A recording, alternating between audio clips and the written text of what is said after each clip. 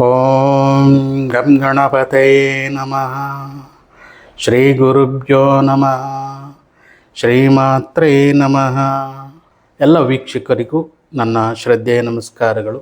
ಎಲ್ಲರಿಗೂ ಸಕಲ ರೀತಿಯ ಶುಭಗಳು, ಸಕಲ ಐಶ್ವರ್ಯ, ಆರೋಗ್ಯ, ಭೋಗ, ಭಾಗ್ಯಗಳು, ದೈವಿಕ ಅನುಗ್ರಹ, ಆಶೀರ್ವಾದ, ಎಲ್ಲ ಅನುಕೂಲಗಳು ನಿಮ್ಮ ಮೇಲೆ ಸಂಪೂರ್ಣವಾಗಿ ಇರಲಿ ಎಂದು ಆಶಿಸುತ್ತಾ, ಸಿಂಹರಾಶಿಯವರಿಗೆ 2026 ಹೇಗಿದೆ, ಇದಕ್ಕೆ ಸಂಬಂಧಿಸಿದ ಫಲಗಳನ್ನು ಹೇಗಿದೆ ನೋಡೋಣ ಬನ್ನಿ.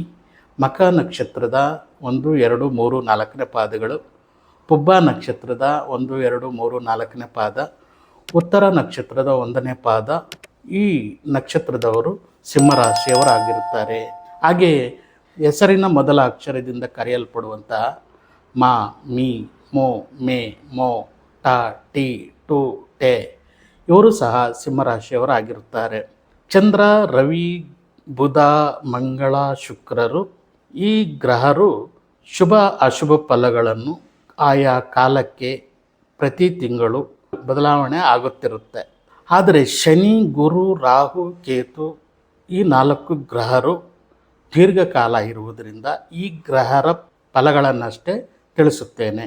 ಮೀನರಾಶಿಯಲ್ಲಿ ಶನಿ, ಕುಂಭರಾಶಿಯಲ್ಲಿ ರಾಹು, ಸಿಂಹರಾಶಿಯಲ್ಲಿ ಕೇತು ಮತ್ತು ಮಿಥುನ ರಾಶಿಯಲ್ಲಿ ಗುರು ಸಂಚಾರ ಮಾಡುತ್ತಿರುವರು. ವರ್ಷಪೂರ್ತಿ ಶನಿ, ರಾಹು, ಕೇತುಗಳು ಚಲನೆಯಲ್ಲಿ ಬದಲಾವಣೆ ಇರುವುದಿಲ್ಲ. ಗುರು ಮಾತ್ರ ಜೂನ್ 3ನೇ ತಾರೀಕು ಮಿಥುನ ರಾಶಿಯಿಂದ ಕಟಕ ರಾಶಿಗೆ ಪ್ರವೇಶ ಮಾಡುವರು. ಗ್ರಹಗಳ ಬದಲಾವಣೆ. ನೀವು ತುಂಬ ಅದೃಷ್ಟವಂತರು. ಈ ವರ್ಷ ಆ ಅದೃಷ್ಟವನ್ನು ನಿಮ್ಮ ಇಚ್ಛೆಯಂತೆ ಅನುಭವಿಸಿ ಸಂತೃಪ್ತರಾಗುವಿರಿ. ಏಕೆಂದರೆ ಈ ಸಮಯ ಅರ್ಧ ವರ್ಷದವರೆಗೂ ಇರುತ್ತದೆ. ಗುರುದೇವರು 11ನೇ ಮನೆಯಲ್ಲಿ ಇರುವುದರಿಂದ ಬ್ರಹ್ಮಾಂಡವಾಗಿ ಹಣದ ಅರಿವು ನಿರಂತರವಾಗಿ ನಿಮ್ಮ ಅವಕಾಶಗಳು ಎಷ್ಟು ಉಪಯೋಗಿಸಿಕೊಳ್ಳುವಿರೋ ಅಷ್ಟು ಅದೃಷ್ಟ ನಿಮ್ಮ ಸೊತ್ತಾಗುವುದು. ನೀವು ಎಚ್ಚೆತ್ತು ಸಂಪಾದನೆ ಮೂಲಗಳನ್ನು ಕಂಡುಕೊಂಡು ಧಾವಿಸಬೇಕು. ನೀವು ಮನೆಯಲ್ಲಿ ಕುಳಿತರೆ ಈ ಸಮಯ ಮೀರಿದರೆ ನಿಮಗೆ ಯಾವುದೂ ದಕ್ಕುವುದಿಲ್ಲ. ಈ ಸಮಯ ಮಿಸ್ ಮಾಡಿಕೊಂಡರೆ ಇನ್ನು 3 ವರ್ಷ ಆ ಸಮಯ ಬರುವುದಿಲ್ಲ. ಆಲಸ್ಯ ಮಾಡದೆ ವ್ಯಾಪಾರ ವ್ಯವಹಾರಗಳು, ಫ್ಯಾಕ್ಟ್ರಿ, ಇಂಡಸ್ಟ್ರಿ ಯಾವುದಾದ್ರೂ ಮಾಡಿ ಆ ಅವಕಾಶಗಳನ್ನು ಸದುಪಯೋಗ ಮಾಡಿಕೊಳ್ಳಬೇಕು. ಆಹಾರ ಉತ್ಪನ್ನಗಳ ಕಡೆ ಏನಾದರೂ ನೀವು ಮನಸ್ಸು ಮಾಡಿದ್ದರೆ ಆದರೆ ಅದ್ಭುತ ಲಾಭಗಳನ್ನು ಮಾಡಬಹುದು. ಆನ್ಲೈನ್ ವ್ಯಾಪಾರಗಳಲ್ಲಿ ಅದ್ಭುತ ಅವಕಾಶಗಳಿವೆ. ಡೀಲರು, ಸಬ್ ಡೀಲರು, ಉತ್ಪಾದನೆಗಳು ಯಾವುದೇ ಮಾಡಿದರೂ ಬೆಳೆಯುತ್ತೆ. ಖಾಲಿ ಇದ್ದರೆ ಇನ್ನು 3 ವರ್ಷ ಆಪರ್ಚುನಿಟಿ ಬರುವುದಿಲ್ಲ. ಅಷ್ಟಮ ಶನಿ, ಸಪ್ತಮದಲ್ಲಿ ರಾಹು ವರ್ಷ ಪೂರ್ತಿ ಇಲ್ಲೇ ಇರುತ್ತಾರೆ. ಯಾರ ಬಳಿಯಲ್ಲಾದರೂ ಗಲಾಟೆ ಮಾಡಿಕೊಂಡರೆ ನಿಮಗೆ ನೀವೇ ಸಮಸ್ಯೆಗಳನ್ನು ಸೃಷ್ಟಿ ಮಾಡಿಕೊಳ್ಳುವಿರಿ. ಯಾರೇ ನಿಮ್ಮನ್ನು ಟ್ರಿಗರ್ ಮಾಡಿದರೂ ಶಾಂತವಾಗಿರಿ. ಯಾರು ಬೇಕಾದರೂ ಶತ್ರುಗಳಾಗ್ಬೋದು. ಶತ್ರುಗಳು ಅತಿ ಆಗುವರು. ನರದೃಷ್ಟಿ, ಕಣ್ಣು ದೃಷ್ಟಿ ತುಂಬ ಇರುತ್ತೆ. ಈ ವರ್ಷದಲ್ಲಿ ಯಾರು ಬೇಕಾದರೂ ಮೋಸ ಮಾಡಬಹುದು. ನಿಮ್ಮ ಬಂಧುಗಳೇ ನಿಮ್ಮ ಶತ್ರುಗಳಾಗ್ಬೋದು. ನಿಮ್ಮ ಹೆಂಡತಿ ಮಕ್ಕಳೇ ನಿಮಗೆ ಶತ್ರುಗಳಾಗ್ಬೋದು. ಜಾಗೃತರಾಗಿರಿ. ಪಾರ್ಟ್ನರ್, ಲೈಫ್ ಪಾರ್ಟ್ನರ್, ಸ್ನೇಹಿತರು ಯಾರಾದರೂ ಸರಿ, ನೀವು ಅವರ ಬಳಿಯಲ್ಲಿ ಜಾಗೃತವಾಗಿರಲೇಬೇಕು. ಎಲ್ಲವನ್ನು ನಗುತ್ತಾ ಸ್ವೀಕಾರ ಮಾಡಿ ಶಾಂತವಾಗಿ ವಾದ ವಿವಾದಗಳನ್ನು ಮಾಡಿಕೊಳ್ಳದೆ ಇದ್ದರೆ ಒಳ್ಳೆಯದು. ಸಿಂಹರಾಶಿಯಲ್ಲಿ ಕೇತು ಇರುವುದು ಸಹ ದಾಂಪತ್ಯ ಜೀವನದಲ್ಲಿ ಅನುಮಾನಗಳು ಬರುವವು. ಜಾಗ್ರತೆ. ಈ ಕ್ರಿಯೆಗಳು ನೀವು ಹುಡುಕಿ ಹೋಗದಿದ್ದರೂ ನಿಮ್ಮನ್ನು ಹುಡುಕಿ ಬರುತ್ತವೆ.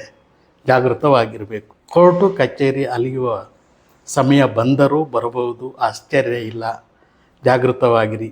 ಅತಿ ಹೆಚ್ಚು ಸಿಂಹರಾಶಿ ಮತ್ತು ಕನ್ಯಾ ರಾಶಿಯವರಿಗೆ ಈ ವರ್ಷದಲ್ಲಿ ಕೋರ್ಟು ಕಚೇರಿ ಅಲಿಯುವಂತಹ ಸನ್ನಿವೇಶಗಳು ಬರುತ್ತವೆ. ಪರಸ್ಪರ ದಾಂಪತ್ಯದಲ್ಲಿ ಬಿರುಕು ಬರಬಹುದು. ಅದಕ್ಕೆ ಆಸ್ಪದ ಕೊಡದೆ ಮುಂದೆ ನಡೆದರೆ ಒಳ್ಳೆಯದಾಗುತ್ತದೆ. ಈ ಸಮಯದಲ್ಲಿ ನಿಮ್ಮ ಜೀವನವನ್ನು ಹಣಕಾಸಿನಿಂದ ಗಟ್ಟಿ ಮಾಡಿಕೊಳ್ಳಿ. ಇದು ಹಣ ಮಾಡುವಂಥ ಸಮಯ. ದಾಂಪತ್ಯ ಜೀವನದಲ್ಲಿ 3ನೇ ವ್ಯಕ್ತಿಯನ್ನು ತರಬೇಡಿ. ಪರಸ್ಪರ ನಂಬಿಕೆ ವಿಶ್ವಾಸಗಳನ್ನು ಉಳಿಸಿಕೊಳ್ಳಿ. ಯಾವುದೇ ಕಿರಿಕಿರಿ ಮಾಡಿಕೊಳ್ಳದೆ ನಡೆದರೆ ಒಳ್ಳೆಯದು. ಅನುಮಾನ, ನಿಂದನೆ, ಕಿರಿಕಿರಿ ಮಾಡಿಕೊಳ್ಳದೆ ಕೆಲಸ ಕಾರ್ಯಗಳ ಮೇಲೆ ನಿಮ್ಮ ಗಮನ ಇರಲಿ. ಅಷ್ಟಮ ಶನಿಯಿಂದ ಅಪಘಾತಗಳು ಆಗದೇ ಇರುವಂತೆ ಎಚ್ಚರಿಕೆಯಿಂದ ವಾಹನಗಳನ್ನು ನಡೆಸಿ ಚಾಲನೆ ಮಾಡಿ. ದೂರ ಪ್ರಯಾಣ ಮಾಡಬೇಕಾದರೆ ದ್ವಿಚಕ್ರಗಳನ್ನು ಬಳಸದೆ ಸುರಕ್ಷಿತವಾಗಿ ಟ್ರಾವೆಲ್ ಮಾಡಿಕೊಂಡರೆ ಒಳ್ಳೆಯದು. ಇನ್ಶೂರೆನ್ಸು ಸಹ ಇದ್ದರೆ ಒಳ್ಳೆಯದು. ಇನ್ಶೂರೆನ್ಸ್ ಮಾಡಿಸಿಟ್ಟುಕೊಳ್ಳಿ.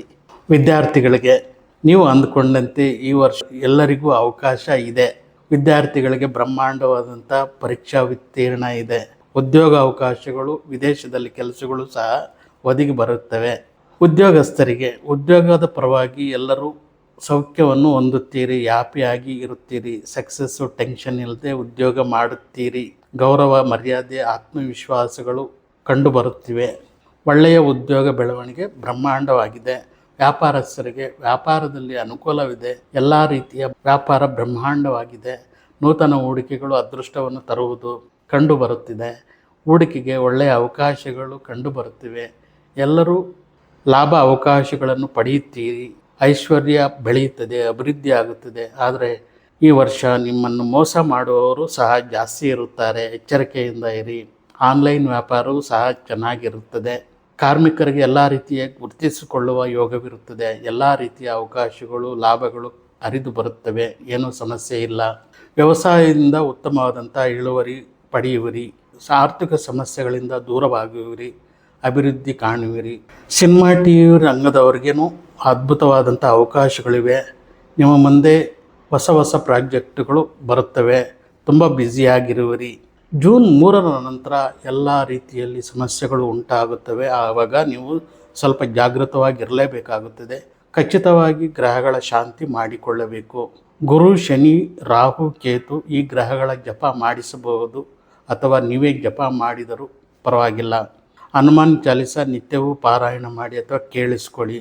ಹನುಮಾನ್ ದೇವರ ಗುಡಿಯಲ್ಲಿ ಎಳ್ಳು ದೀಪ ಹಚ್ಚಿ ಒಳ್ಳೆಯದಾಗುತ್ತದೆ. ಕರಂಗುಲಿ ಮಾಲೆ ಅಥವಾ ಕ್ರಿಸ್ಟಲ್ ಮಾಲೆಗಳನ್ನು ಧರಿಸುವಾಗ ಅದು ನಿಮ್ಮ DNA ಸೂಟ್ ಆಗಬೇಕು. ಈ ಥರ ಕ್ರಿಸ್ಟಲ್ ಮಾಲೆಗಳನ್ನು ಹಾಕ್ಕೊಳ್ಳೋವಂಥದ್ದು, ಬ್ರೇಸ್ಲೈಟನ್ನು ಹಾಕ್ಕೊಳ್ಳೋವಂಥದ್ದು, ಇದೆಲ್ಲ ನಿಮ್ಮ DNA ಸೂಟ್ ಆಗಬೇಕು. ನೀವು ಅದನ್ನು ಹಾಕ್ಕೊಂಡ್ಮೇಲೆ ಒಳ್ಳೆಯದಾಗಿದೆಯಾ ಕೆಟ್ಟದ್ದಾಗಿದೆಯಾ ಅಂತ ನೀವು ಒಮ್ಮೆ ಪರಿಶೀಲನೆ ಮಾಡಿಕೊಳ್ಬೇಕು. ಏಕೆಂದರೆ ಕರಂಗೋಲಿ ಮಾಲೆ ತುಂಬ ಪ್ರಸಿದ್ಧವಾಗ್ತಾ ಇದೆ. ಇದರಲ್ಲಿ ಸ್ವಲ್ಪ ಸಮಸ್ಯೆಗಳು, ಗಲಾಟೆಗಳು, ಘರ್ಷಣೆಗಳು ಆಗಿರುವಂಥದ್ದನ್ನು ನಾವು ನೋಡ್ತಾ ಇದ್ದೀವಿ. ಅದನ್ನು ನಾವು ನಿಮ್ಮ DNA ಸೂಟ್ ಆಗುತ್ತಾ ಏನು ಅನ್ನುವಂಥದ್ದನ್ನು ನಾವು ಸ್ಕ್ಯಾನರಿಂದ ಪರೀಕ್ಷೆ ಮಾಡಿ ನಿಮಗೆ ಕೊಡ್ತೇವೆ. ಇಲ್ಲಿಯವರೆಗೆ ಹೇಳಿರುವಂಥದ್ದು ಕೇವಲ ಗೋಚಾರ ಫಲಗಳು ಮಾತ್ರ. ಇದು ಸಿಂಹರಾಶಿಯವರಿಗೆಲ್ಲ ಅನ್ವಯಿಸುತ್ತದೆ. ಪ್ರತಿಯೊಬ್ಬರ ಜಾತಕದಲ್ಲಿ ಗ್ರಹಗಳು, ದಶಾಭುಕ್ತಿಗಳು ಬೇರೆ ಬೇರೆಯಾಗಿ ಇರುತ್ತದೆ. ಅದರ ಕಾರಣವಾಗಿ ಫಲಗಳಲ್ಲಿ ವ್ಯತ್ಯಾಸ ಇರುತ್ತದೆ. ಆದ್ದರಿಂದ ಸಮಸ್ಯೆಗಳಿರುವವರು ನಿಮ್ಮ ವೈಯಕ್ತಿಕ ಜಾತಕದಲ್ಲಿ ಇರುವಂಥ ದೋಷಗಳನ್ನು ನೀವೇ ಖುದ್ದಾಗಿ ಸಂಪರ್ಕಿಸಿ ಪರಿಹಾರ ಮಾಡಿಕೊಳ್ಳಬೇಕು. ನಿಮ್ಮ ಹೆಸರು, ಡೇಟು, ಟೈಮು, ಹುಟ್ಟಿದ ಊರು ಎಲ್ಲವೂ ನಮಗೆ ವಾಟ್ಸಪ್ ಮಾಡಿದರೆ ನಿಮ್ಮ ವೈಯಕ್ತಿಕ ಜಾತಕದಲ್ಲಿ ಇರುವಂಥ ಸಮಸ್ಯೆಗಳಿಗೆ ಪರಿಶೀಲನೆ ಮಾಡಿ ನಿಮಗೆ ಪರಿಹಾರಗಳನ್ನು ತಿಳಿಸಲಾಗುವುದು. ಅಥವಾ ಫೋನಿನ ಮೂಲಕನೂ ಸಂಪರ್ಕಿಸಬಹುದು. ಈ ವಿಡಿಯೋ ನಿಮಗೆ ಇಷ್ಟವಾಗಿತ್ತು ಅಂದರೆ ಲೈಕ್ ಮಾಡಿ, ಶೇರ್ ಮಾಡಿ, ಸಬ್ಸ್ಕ್ರೈಬ್ ಮಾಡಿ, ಬೆಲ್ ಬಟನ್ ಒತ್ತಿ, ಕಾಮೆಂಟ್ ಮಾಡಿ. 2026ನೇ ವರ್ಷ ನಿಮಗೂ ನಿಮ್ಮ ಕುಟುಂಬಕ್ಕೂ ಮತ್ತು ನಾಡಿನ ಎಲ್ಲರಿಗೂ ಆಯುರ, ಆರೋಗ್ಯ, ಐಶ್ವರ್ಯ ತರಲಿ ಎಂದು ಆಶಿಸುತ್ತಾ, ಸರ್ವೇ ಜನೋ ಸುಖಿನೋ ಭವಂತು, ಸಮಸ್ತ ಸನ್ಮಂಗಳಾನಿ ಭವಂತು. ನಮಸ್ಕಾರ. Thank you.